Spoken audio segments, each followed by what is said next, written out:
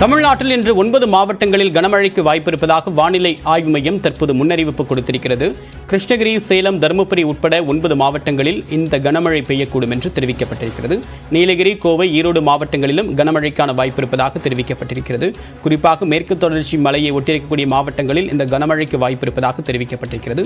கிருஷ்ணகிரி, சேலம், தருமபுரி, திண்டுக்கல், தேனி ஆகிய மாவட்டங்களில் மொத்தம் 9 மாவட்டங்களில் இந்த கனமழை பெய்யக்கூடும் என்று தெரிவிக்கப்பட்டிருக்கிறது. தமிழ்நாட்டில் பல்வேறு இடங்களில் மழை பெய்யக்கூடிய சூழ்நிலை இருப்பதாக வானிலை ஆய்வு மையம் தெரிவித்திருக்கக்கூடிய நிலையில் கனமழைக்கு இந்த 9 மாவட்டங்களில் வாய்ப்பிருப்பதாக தற்போது முன்னெச்சரிக்கை கொடுக்கப்பட்டுள்ளது.